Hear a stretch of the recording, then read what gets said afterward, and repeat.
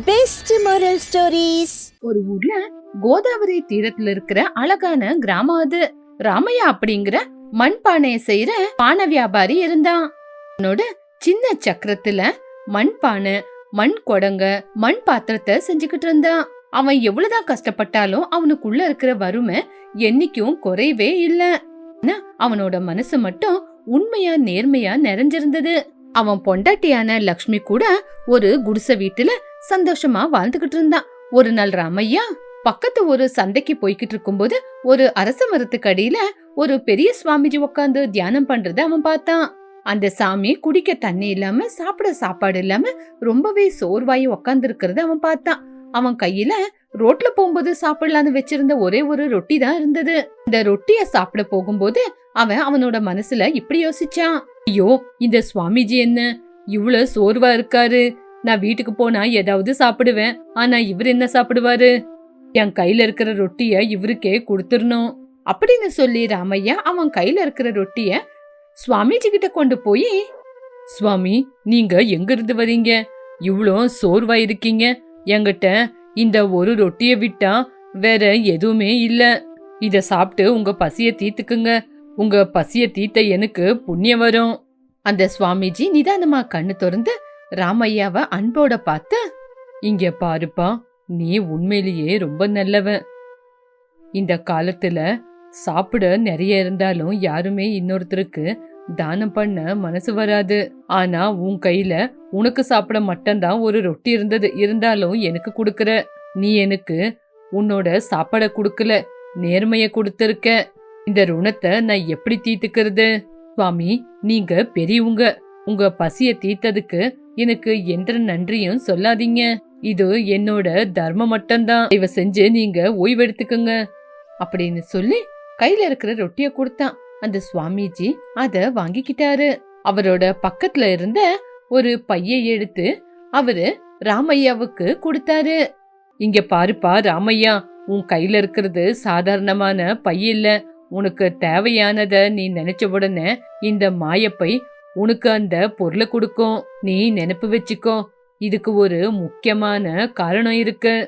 இந்த பை கேவலம் உன்னோட அவசரத்தை தீக்கிறதுக்காகவும், உன்னோட கஷ்டத்தை தீக்கிறதுக்கு, உன்னோட வாழ்க்கைய சுலபமா கொண்டு போக மட்டும்தான் இது உபயோகப்படும். என்னைக்கு உன்னோட மனசுல இருக்கிற தேவை ஆசைய தாண்டி அத்தியாசைக்கு போகுதோ, அப்ப இந்த மந்திர பை உன்னை விட்டுட்டு போயிடும்.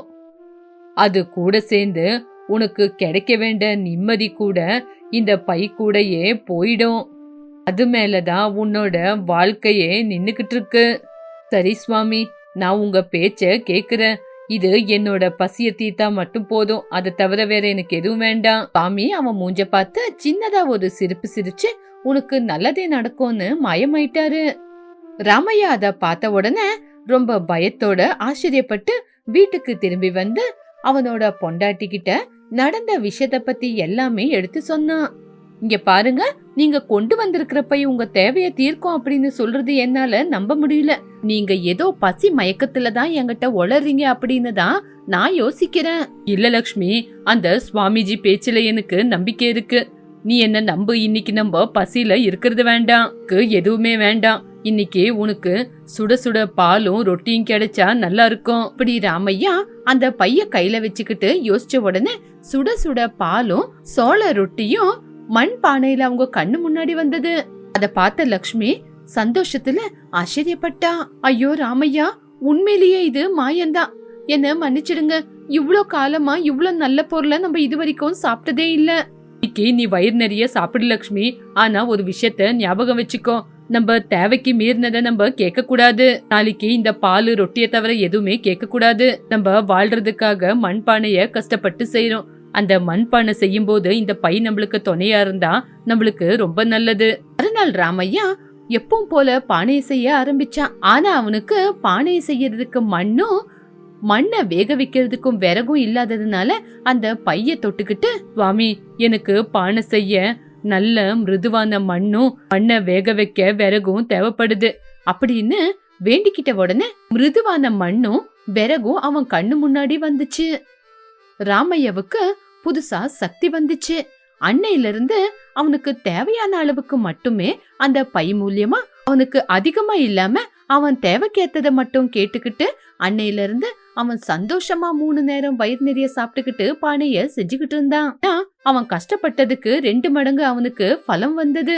எங்க நம்ம இப்போ எவ்வளவு சந்தோஷமா இருக்கோம்ல, நம்ம கஷ்டப்பட்டதுக்கு நம்மளுக்கு நாணயமான பிரதிபலம் கிடைக்கிறதுனால நம்மளுக்கு இன்னைக்கு எந்த விதமான பிரச்சனை இல்ல.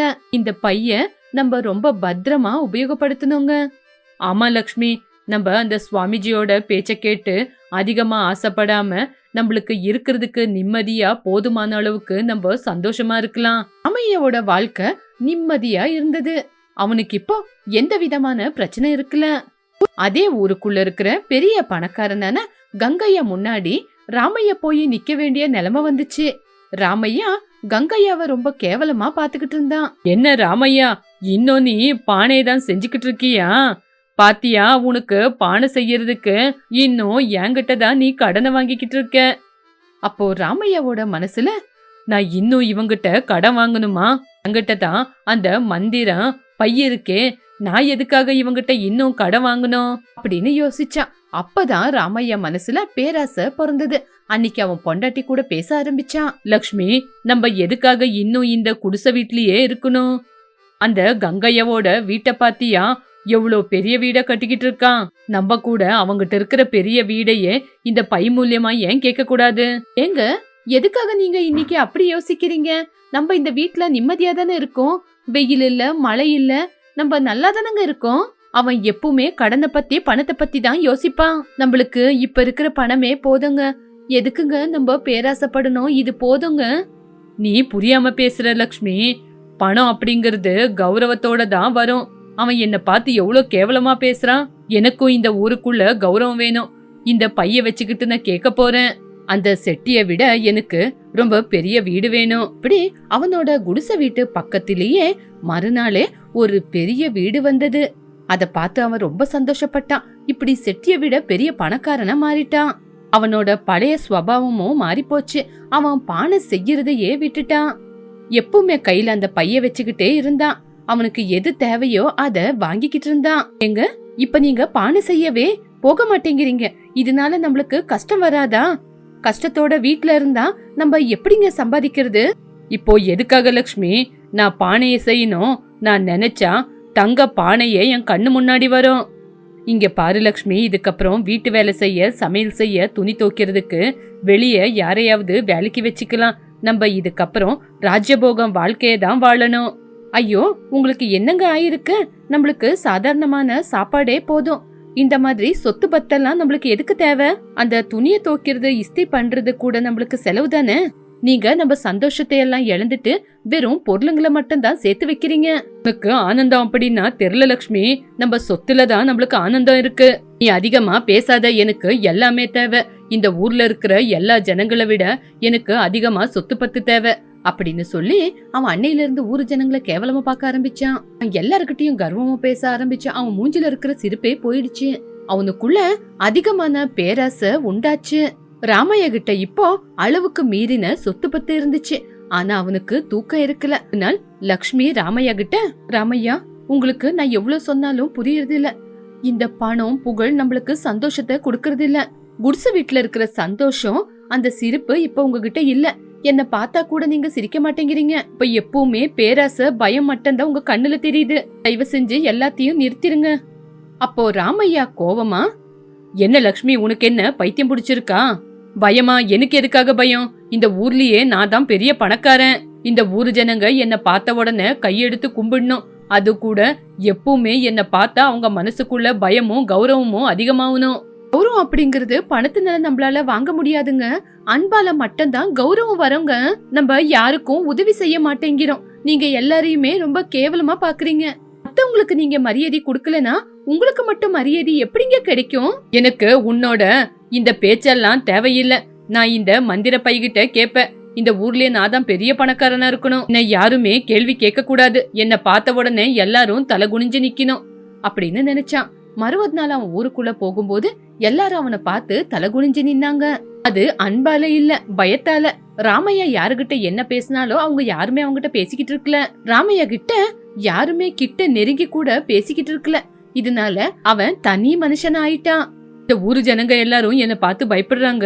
ஆனா நான் ஏன் இப்ப தனியா இருக்கேன்? என்னோட மந்திரம் பைய பத்தி நான் யாருகிட்டயுமே சொல்லல. அந்த பைய யாராவது திருடிக்கிட்டாங்கன்னா, அப்படி திருடிட்டாங்கன்னா என்னோட கௌரவம், என்னோட சொத்து பத்து எல்லாமே என் கைய விட்டு போயிடுமே. அவனுக்குள்ளேயே புதுசா ஒரு பயம் உண்டாக ஆரம்பிச்சுது. அவனோட கௌரவம், அவனோட சொத்து பத்து எல்லாமே போயிடுமான்னு பயந்தான். ராமையா, நீங்க தூங்குங்க. நீங்க தூங்கி எவ்வளவு நாள் ஆச்சு? நல்லா பாத்தீங்களா எப்படி ஆயிருக்குன்னு? தயவு செஞ்சு அந்த பைய பக்கத்துல வச்சு படுத்து தூங்குங்க. இல்ல லக்ஷ்மி, இது என்னோட உயிரு. நான் படுத்து தூங்கிட்டா இந்த பைய யாராவது என்கிட்ட இருந்து தூக்கிட்டு போயிட்டா, இல்ல நான் தூங்க மாட்டேன் அப்படின்னு தூங்காமையே இருந்தான். கடைசியில அவன் தனியாவே இருக்கிற மாதிரி யோசனை ஆயிடுச்சு. இப்போ ராமையா கத்திக்கிட்டு, இந்த உலகத்துல எந்த ஒரு பிரச்சனையும் கவலையும் பயமும் இல்லனா எவ்வளவு நல்லா இருக்கும். அப்போ பயமும் இருக்காது, பொறாமையும் இருக்காது. என் வாழ்க்கையில பயங்கிறதே வரக்கூடாது. இந்த பயம் என்னை விட்டு போனோம். எனக்கு நிரந்தரமான நிம்மதி வேணும் அப்படின்னு ராமையா வேண்டின உடனே அந்த பையக்குள்ள இருந்து ஒரு ஒலி வந்தது. அந்த பையோட ஒலி ராமையாவோட கண்ணுக்கு பட்டுச்சு. ராமையா கண்ணை கட்டியா மூடிக்கிட்டு பைய பிடிக்க பார்த்தான். அவ்வளவுதான், அந்த பை காத்துலயே கலந்து போச்சு. அவன் கவலையோட கோவமா சுத்தியும் பார்த்தான். அவனோட பெரிய வீடு, அதிகாரம், பணம் எல்லாமே இருந்தாலும் அவன் சத்தம் போட்டு அழுந்துகிட்டு இருந்தான். லக்ஷ்மி, லக்ஷ்மி, என்னோட பை போயிடுச்சு. என்னோட அதிகாரம் எல்லாமே போயிடுச்சு லக்ஷ்மி. நான் மறுபடியும் ஏழையாயிட்டேன். என்னோட அதிகாரம் என் கைய விட்டு போயிடுச்சு. என்னோட வாழ்க்கையே நாசமா போயிடுச்சு. ஏங்க, நீங்க தானே கேட்டீங்க உங்க வாழ்க்கையில நிரந்தரமான நிம்மதி வேணும்னு? இந்த மந்திர பை தான் நம்ம வாழ்க்கையிலே வந்த பெரிய பிரச்சனை. இந்த பை நம்மளுக்கு சொத்து பத்து சந்தோஷத்தை கொடுத்துச்சு. ஆனா இப்ப அதுதான் நம்மளுக்கு பெரிய தலைவலி ஆயிடுச்சு. ஆசைங்கிறது ஒரு பிரச்சனை, கர்வம் அப்படிங்கிறது கூட ஒரு பிரச்சனை, தனிமை அப்படிங்கிறது கூட ஒரு பிரச்சனை தான். இந்த பை நம்மளுக்கு சாப்பாடு போட்டப்போ நம்மளுக்குள்ள சந்தோஷம் வந்தது. ஆனா எப்ப நீங்க பானை செய்யறத நிறுத்திட்டு பணத்தை கேட்டீங்களோ அப்பவே உங்களுக்குள்ள இருக்கிற நிம்மதியே போயிடுச்சுங்க. இந்த பை நம்ம கஷ்டம், நிம்மதி எல்லாத்தையும் தூரமாக்கிடுச்சு. அதனாலதான் இப்ப அந்த பை நம்மள விட்டு தூரம் போயிடுச்சு அப்படின்னு லக்ஷ்மி சொன்ன உடனே அப்பதான் அந்த சுவாமிஜி சொன்ன வார்த்தை அவன் கண்ணு முன்னாடி வந்தது. அன்னையில இருந்து அந்த பைத்தியக்காரத்தை அவன் கண்ணை விட்டு போயிடுச்சு. பணம் அப்படிங்கிறது நிரந்தரமானது இல்ல. அன்பு, பாசம் இதுதான் உண்மையான சொத்துன்னு புரிஞ்சுக்கிட்டான். அந்த பணத்தால அவன் இழந்த அன்பு, நண்பருங்க கூட்டம் இதை எல்லாத்தையுமே நினைச்சுக்கிட்டு அவன் அன்னைக்கு கவலைப்பட்டான். அந்த பை அவனுக்கு சொத்து பத்தை கொடுத்தது, ஆனா அவனோட சந்தோஷத்தை நிரந்தரமா பறிச்சிருச்சு. லக்ஷ்மி, என்ன மன்னிச்சிடு லக்ஷ்மி. நீதான் என்ன சரியா புரிஞ்சுக்கிட்ட. இந்த பணம், சொத்து பத்து, இந்த வீடு எனக்கு சரியான தூக்கத்தையே கொடுக்கல. எனக்கு என்னோட பழைய நிம்மதிதான் வேணும். பழைய மண்பான வேலைதான் வேணும். இந்த சொத்து பத்துல எல்லாம் உண்மையான சந்தோஷம் இல்லைன்னு இந்த பை மூலியமா தெரிஞ்சுக்கிட்டேன். அப்படி ராமையா மறுபடியும் அவனோட மண்பான வேலைய ஆரம்பிச்சிட்டான்.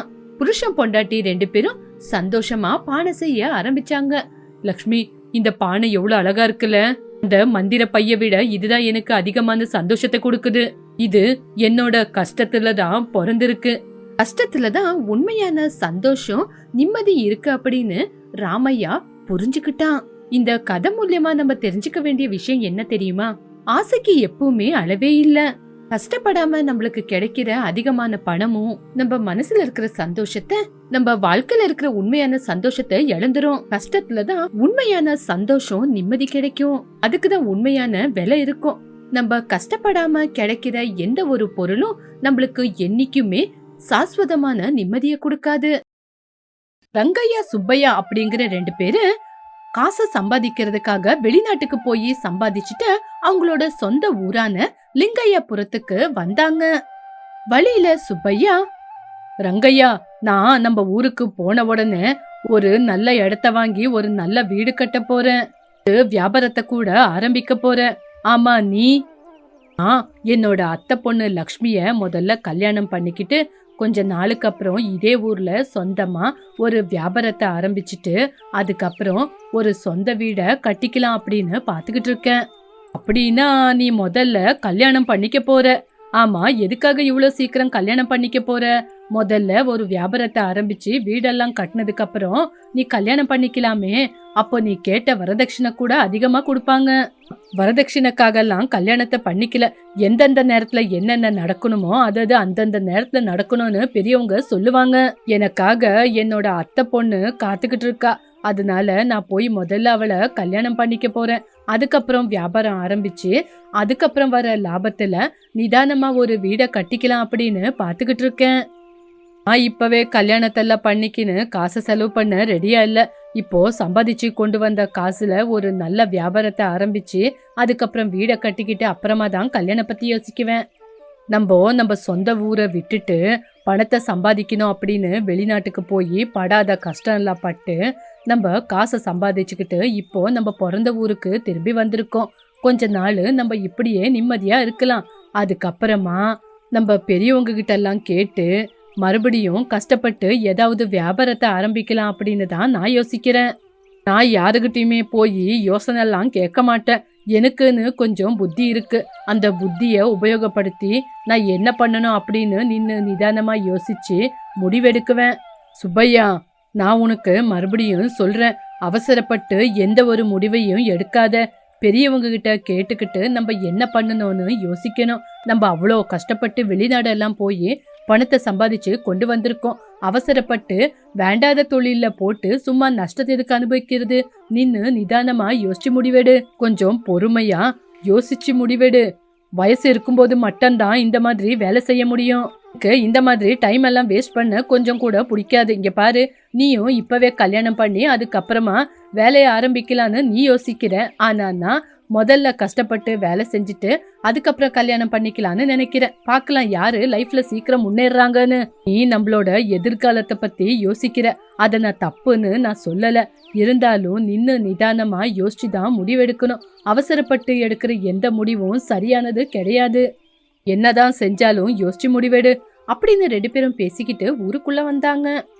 ரங்கையா ஊருக்கு வந்துகிட்டு இருக்கும் போதே அவங்க அப்பா ராமையா வந்து அவனை வீட்டுக்கு கூட்டிட்டு போனாங்க. ராமையா வீட்டுக்கு போற வழியில அவனோட சின்ன வயசு நண்பனான கோபால பார்த்து அவன் கூட கொஞ்ச நேரம் நின்னு பேசிக்கிட்டு இருந்தான். ஏ சுப்பையா, உன்னை பார்த்து எவ்வளோ நாளாச்சுடா. ஓ, இப்பதான் வரியா? சுப்பையா அவனோட நண்பன் முன்னாடி கொஞ்சம் பெருமையா பேசிக்கணும் அப்படின்னு அவனோட பணத்திமரை காட்ட ஆரம்பிச்சான். இல்லடா, இதோ இப்பதான் வந்துகிட்டு இருக்க. ஆமா, நீ இந்த ஊர்ல என்ன பண்ணிக்கிட்டு இருக்க? பணத்தை ஏதாவது சம்பாதிச்சிருக்கியா? டேய், இந்த ஊர்ல எல்லாம் பணத்தை சம்பாதிக்க முடியாதுடா. உன்னை பாரு, வெளிநாட்டுக்கு போய் பணத்தை சம்பாதிச்சுக்கிட்டு வந்திருக்க. இப்படி இருந்தாதான் முடியும். ஆமா, நான் பார்த்த மாதிரி நம்ம ஊரு கூட அப்படியே பழசாதான் இருக்கு. என்ன முன்னேற்றம் இருக்கு? டேய், நம்ம ஊர்ல முன்னேற்றம் வர்றதுக்கு எப்படிடா முடியும்? எங்கேயாவது ஏதாவது நல்லது நடக்குதா? இங்க முன்னேறதுக்கு மனுஷனுக்கு எந்த ஒரு வழியும் இல்ல. இன்னும் எல்லா ஜனங்களும் கூலி வேலையை தான் செஞ்சுக்கிட்டு இருக்காங்க. ரீடா, எனக்கு வாஸ்துவெல்லாம் நல்லா அமையற மாதிரி ஒரு இடம் வேணும். பாரு, எங்கேயாவது இருந்தா பரவாயில்ல, காசு எவ்வளவு ஆனாலும் பரவாயில்ல. டேய், அது என்னடா, நம்ம வேலை நம்ம கைக்குள்ளதாண்டா இருக்கு. நானும் இப்போ அந்த வேலையை தான் செஞ்சுக்கிட்டு இருக்கேன். இடம்னு கேட்டு வரவங்களுக்கு அங்க இங்க இடத்த பார்த்து கொடுத்து கொஞ்சம் புரோக்கர் கமிஷனை எடுத்துக்கிட்டு இருக்கேன்.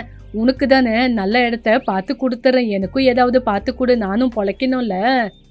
சரிடா, பணத்தை பத்தியெல்லாம் நீ யோசிக்காத, எல்லாத்தையும் நான் பாத்துக்கிறேன். நீ முதல்ல போய் வேலையை பாரு. அதெல்லாம் சரி, உனக்கும் வயசு ஏறிக்கிட்டே போதுடா. எங்கேயாவது ஒரு நல்ல பொண்ணை பாக்கிட்டா கல்யாணம் பண்ணிக்கிறியாடா? டேய், கல்யாணத்துக்கு எந்த விதமான அவசரம் இல்லடா, அதெல்லாம் அப்புறமா பாத்துக்கலாம்.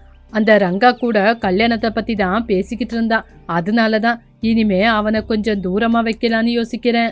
கல்யாண பேச்ச அந்த பக்கம் வச்சு முதல்ல நான் சொன்ன வேலையை பாரு அப்படின்னு சொல்லி அங்கிருந்து கிளம்பிட்டான். இந்த பக்கம் ரங்கையா தன்னோட அத்தை பொண்ணா கல்யாணம் பண்றதுக்கு எல்லா ஏற்பாடுகளையும் பாத்துக்கிட்டு இருந்தாங்க. அதுக்கப்புறம் பெரியவங்க எல்லாம் பேசி ஒரு நல்ல நாளை பார்த்து கல்யாணத்துக்கு முடிவு பண்ணாங்க. இப்படி கொஞ்ச நாள்லயே கல்யாணமும் முடிவாச்சு. ரங்கையா சுப்பையாவுக்கு இன்விடேஷன் கொடுக்கலாம் அப்படின்னு அவனோட வீட்டுக்கு கிளம்பி போனான். அவனோட வீட்டுக்கு போய் பார்க்கும்போது சுப்பையா வீட்டுல கஷ்டம் தாண்டவாடிக்கிட்டு இருந்துச்சு. அவங்க வீட்டுல எல்லாரும் கஷ்டத்துல இருந்தாங்க. சுப்பையா கஷ்டத்தோட கஷ்டமா கீழே படுத்துக்கிட்டு இருந்தான். சுப்பையாவோட அம்மா சாந்தம்மா ரங்கையாவை பார்த்து, யாரது அப்படின்னு சொல்லும் போது படுத்துக்கிட்டு இருந்த சுப்பையா எந்திரிச்சு ரங்கையா கிட்ட வந்தான். சுப்பையா கொஞ்சம் சோர்வா, ஆ ரங்கையா, நீயா? நல்லா இருக்கியா? சுப்பையாவோட நிலைமைய பார்த்து ஆச்சரியப்பட்ட ரங்கையா சுப்பையா கிட்ட, டேய் சுப்பையா, என்னடா ஆச்சு? ஏன் இப்படி இருக்க நீ? ஆ ஒன்னும் இல்லடா, கொஞ்சம் எனக்கு உடம்புக்கு முடியலடா, அதுதான் சும்மா படுத்துக்கிட்டு இருந்தேன். ஆ இல்லடா இல்ல, நீ ஏதோ என்கிட்ட மறைச்சு வைக்கிற, என்னன்னு சொல்லுடா, உன் நிலைமை பார்க்கவே முடியல. இப்படி ரங்கையா சுப்பையா கிட்ட கேட்ட உடனே அது தப்பா இருந்தாலும் சுப்பையா எல்லா விஷயத்தையும் ரங்கையா கிட்ட சொன்னான். டே ரங்கா, நான் பெரிய மோசம் போயிட்டேன்டா. அந்த கோபாலம் என்ன ஏமாத்திட்டு என் கையில இருக்கிற பணத்தெல்லாம் தூக்கிக்கிட்டு ஓடிட்டான். நான் இந்த ஊருக்கு முதல்ல வரும்போது எதிரில அந்த கோபாலத்தை பார்த்தேன். அந்த கோபாலத்துக்கிட்ட எனக்கு ஒரு நல்ல இடம் வேணும், பார்த்து சொல்லுன்னு சொன்னேன். அவனும் எனக்கு நல்ல வாஸ்து இருக்கிற இடத்த காட்டுறேன் அப்படின்னு யாருக்கோ வித்த இடத்த மறுபடியும் எனக்கு காட்டினான். நானும் அவனை நம்பி பணத்தை கொடுத்து ஏமாந்துட்டேன். நான் வெளிநாட்டுல சம்பாதிச்சு கொண்டு வந்த மொத்த பணத்தையும் அந்த கோபால் கையில தான் கொடுத்தேன். அவன் என்னோட மொத்த பணத்தையும் எடுத்துக்கிட்டு இந்த ஊரை விட்டே ஓடி போயிட்டான். என்னோட இடத்துக்கிட்ட போலாம் அப்படின்னு அந்த இடத்துக்கிட்ட போனா அந்த இடத்தோட முதலாளி என்னை அடிச்சு அங்கிருந்து துரத்திட்டான். அப்போ அந்த கோபாலத்தோட சொந்த பந்தம்னு இந்த ஊருக்குள்ள யாருமே இல்லையா? அவங்க கிட்ட கேட்க வேண்டியதுதானே? அவனுக்கு அவங்க அம்மா மட்டும்தான்டா. அவங்க அம்மாவை தவிர அவனுக்கு இந்த ஊர்ல யாருமே இல்ல. அவனுக்கு இதே வேலையா, இந்த ஊருக்குள்ள வர்றது, ஊரு ஜனங்களை ஏமாத்தி பணத்தை எடுத்துக்கிட்டு ஓடுறது. நான் அவனை ரொம்ப நம்பிக்கையா நம்பி அவங்கிட்ட மோசம் போயிட்டேன்டா. சுப்பையா, நான் உனக்கு ஆதில இருந்தே சொல்லிக்கிட்டு இருக்கேன், அவசரப்பட்டு எந்த முடிவையும் எடுக்காத. நம்மளுக்குன்னு பெரியவங்க இருக்காங்க, அவங்க கிட்ட கேட்டு கரெக்டான தீர்வான முடிவை எடுன்னு. நம்ம வெளிநாட்டுக்கு போய் கஷ்டப்பட்டு சம்பாதிச்சு கொண்டு வந்த மொத்த பணத்தையும் ஒருத்தனுக்கு வாரி கொடுத்துட்டு நீ இப்படி கஷ்டப்பட்டுக்கிட்டு இருக்கியேடா. இப்போ உன்னையே நம்பிக்கிட்டு இருக்கிற உன்னோட அப்பா அம்மாவோட கதி என்ன? ஆமா, அந்த கோபாலத்தை பத்தி கொஞ்சம் கூட யோசிக்காம எதுக்குடா நீ பணத்தை கொடுத்த? என்னோட அப்பா அம்மா கூட எனக்கு எவ்வளவு எடுத்து சொன்னாங்கடா. நான் தான் கோபாலத்தை நம்பி எல்லாமே கைவிட்டு போச்சு. அவன் ஒரு சரியான துரோகி, மோசம் பண்றவன்னு எங்க அம்மா கூட சொன்னாங்க. ஆனா நான் தான் எங்க அம்மா பேச்ச கேட்க, நான் என் கையில இருக்கிற மொத்த பணத்தையும் டபுள் ஆக்கணும் அப்படின்னு அவசரப்பட்டு யோசிச்சேனே தவிர இருக்கிறத மொத்தம் இழந்துட்டு இன்னைக்கு நான் நடு ரோட்ல நின்னுகிட்டு இருக்கேன். இத்தனை நாளா எங்க பையன் வந்து எங்களை காப்பாத்துவான்னு இவன் மேலதான் நம்பிக்கை வச்சிருந்தோம். இதனாலதான் கடனை உடனே வாங்கி இவனை வெளிநாட்டுக்கு வேலைக்கு அனுப்பிச்சோம். நான் இவன் கஷ்டப்பட்டு சம்பாதிச்சுட்டு கொண்டு வந்த காசெல்லாம் அந்த படவா கோபாலத்துக்கு வாரி கொடுத்துட்டு நிக்கிறான். அவன் நல்லவன் இல்லைன்னு எவ்வளவுதான் இவனுக்கு எடுத்து சொன்னாலும் இவன் எங்க பேச்ச கேட்காம எங்களையே திட்டிக்கிட்டு இருந்தான். ஆனா அந்த கோபாலம் ஒரே தடவை இவனை ஏமாத்திட்டு ஓடிட்டான். இப்போ எப்படி நிக்கிறான் பாரு. அம்மா, நீங்க கவலைப்படாதீங்க, எப்படியாவது அந்த கோபாலம் எங்க இருக்கான்னு பார்த்து கண்டுபிடிக்கலாம். டேய், அவன் இந்த ஊரை விட்டு போய் ரொம்ப நாள் ஆச்சுடா. அவனை தாண்டா 10 நாளா தேடி தேடி சோர்வாயி படுத்துக்கிட்டு இருக்கேன். கையில இருக்கிற காசு போய், வாங்கின இடம் போய், இப்ப சாப்பாட்டுக்கு கூட கதி இல்லாம அப்படின்னு சொல்லி அழுந்துகிட்டே ரங்கையாவோட கைய பிடிச்சான் சுப்பையா. ரங்கையா சுப்பையா கஷ்டப்படுறத பார்த்து அவன் கையில இருக்கிற கொஞ்சம் பணத்தை எடுத்து சுப்பையாவுக்கு கொடுத்தான். ஆனா சுப்பையா முதல்ல வேண்டான்னு சொன்னாலும் அந்த பணத்தை சந்தோஷமா வாங்கிக்கிட்டான். டே சுப்பையா, நடந்தது என்னவோ நடந்து போச்சு. அடுத்த மாசம் 10ஆம் தேதி என்னோட கல்யாணம். நீ அம்மாவை கூட்டிக்கிட்டு கண்டிப்பா என்னோட கல்யாணத்துக்கு வரணும் அப்படின்னு இன்விடேஷனை கொடுத்துட்டு கிளம்பிட்டான். நடந்து வரும்போது இப்படி யோசிச்சுக்கிட்டே வந்தான். நம்புனவன் ஒரே ஊருக்காரன், முக்கியமா நண்பனு கூட பார்க்காம அந்த கோபாலத்துக்கு மோசம் பண்ண எப்படி மனசு வந்தது? நம்பிக்கையா காசை கொண்டு போய் கொடுத்தா அவன் ஏமாத்திட்டு ஓடிட்டு இருக்கான். பாவம், சுப்பையாவை பார்த்தா எனக்கு ரொம்ப கஷ்டமா இருக்கு. வீட்டுல அவங்க அம்மாவோட நிலைமை பார்த்தா ரொம்ப பாவமா இருக்கு. இந்த சுப்பையகிட்டையும் நான் ஆதில இருந்தே சொல்லிக்கிட்டு இருக்கேன், அவசரப்படாதடா. எது செய்யறதா இருந்தாலும் பின்னாடி முன்னாடி யோசிச்சு தன்னோட பெத்தவங்க கிட்ட கேட்டு செய்டா, அவங்களுக்கு இந்த ஊரை பத்தி நல்லா தெரியும்னு. ஆனா இவன் தான் திமிரு புடிச்சு, இல்ல என்கிட்ட பணம் இருக்கு, நான் முதல்லயே செலவு பண்ண மாட்டேன், அப்புறமா தான் செலவு பண்ணுவேன்னு எதேதோ சொல்லிக்கிட்டு இந்த மாதிரி நிலைமைக்கு வந்துட்டான். அப்படின்னு சுப்பையாவை பத்தி யோசிச்சுக்கிட்டே வரும்போது வழியில கோபாலத்தை பார்த்தான். கோபாலத்தை பார்த்த உடனே அவனை பிடிக்கணும்னு நினைக்கும் போது கோபாலும் ரங்கையாவை பார்த்து அந்த பக்கம் இருந்து ஓடிக்கிட்டு இருந்தான். எப்படியோ புடிச்சிட்டான். டே கோபாலம், சுப்பைய உன்னை நம்பி காசை கொடுத்தா அதை தூக்கிக்கிட்டு அவனை ஏமாத்திட்டு அந்த பணத்தெல்லாம் மொத்தமா சுருட்டிக்கிட்டு ஊற விட்டு ஓடி போறியா நீ? ஒரு நண்பனுக்கு துரோகம் பண்றோன்னு கொஞ்சம் கூட உனக்கு மனசாட்சி குத்துலியாடா? சின்ன வயசுலயே வெளிநாட்டுக்கு போய் பெத்தவங்க எல்லாம் சந்தோஷமா இருக்கணும்னு கஷ்டப்பட்டு பணத்தை எடுத்துக்கிட்டு வந்தா அந்த பணத்தை எல்லாம் சுருட்டிக்கிட்டு நீ ஓடி போவியா? அவன் பணம் திமிரு இருக்குன்னு அதிகமா ஆடினா, அதனாலதான் அவங்கிட்ட இருந்து பணத்தை தூக்கிக்கிட்டு ஓடி போன. அவனை யாரு என்ன நம்ப சொன்னா? ஆமா, நான் ஏமாத்துனது அவனோட பணத்தை, நீ யாரா என்ன கேக்குறதுக்கு? அந்த வார்த்தையை கேட்ட ரங்கையாவுக்கு ரொம்பவே கோவம் வந்துச்சு. கோபாலத்தை போட்டு அடிச்சான். கோபாலத்தோட கை காலை கட்டி சிவலிங்கபுரத்துக்கு தூக்கிட்டு வந்தான். பஞ்சாயத்தைய கூட்டி ஊரு ஜனங்க முன்னாடி கோபாலத்துக்கிட்ட இருந்து சுப்பையாவுக்கு வர வேண்டிய காசை வசூல் பண்ணி சுப்பையா கிட்ட அந்த காசை கொடுத்தான். ரங்கையா, நீ செஞ்ச இந்த உதவிய இந்த ஜென்மத்துல நான் மறக்க மாட்டேன்டா. இவ்வளோ வருஷமா நான் கஷ்டப்பட்டு சம்பாதிச்ச காசை அத தவற விட்டப்பதான் தெரிஞ்சது பணத்தோட மதிப்பு என்னன்னு. இனிமே நான் அவசரப்பட்டு எந்த முடிவையும் எடுக்க மாட்டேன். எல்லாருகிட்டையும் தீர விசாரிச்சுட்டு தான் எந்த முடிவா இருந்தாலும் எடுப்பேன். இந்த கோபாலும் எனக்கு அந்த மாதிரி புத்திய கத்து கொடுத்திருக்கான்னு ரங்கையாவுக்கு நன்றிய சொன்னான். அதுக்குதான்டா பெரியவங்க கூட சொல்லுவாங்க, அவசரப்பட்டு முடிவெடுக்கிறது நல்லதில்லைன்னு. சரிடா, இதெல்லாம் சரி. 10ஆம் தேதி நீங்க எல்லாருமே என்னோட கல்யாணத்துக்கு வந்தே ஆகணும், ஞாபகம் வச்சுக்குங்க. இப்படி ரங்கையா மறுபடியும் அவனோட கல்யாணத்தை பத்தி சொல்லி அங்கிருந்து அவன் ஊருக்கு கிளம்புனான். ரங்கையாவோட கல்யாண நாளும் வந்துருச்சு. ஊர்ல ரங்கையாவுக்கு ரொம்ப கிராண்டா நல்லபடியா கல்யாணத்தை பண்ணி முடிச்சாங்க.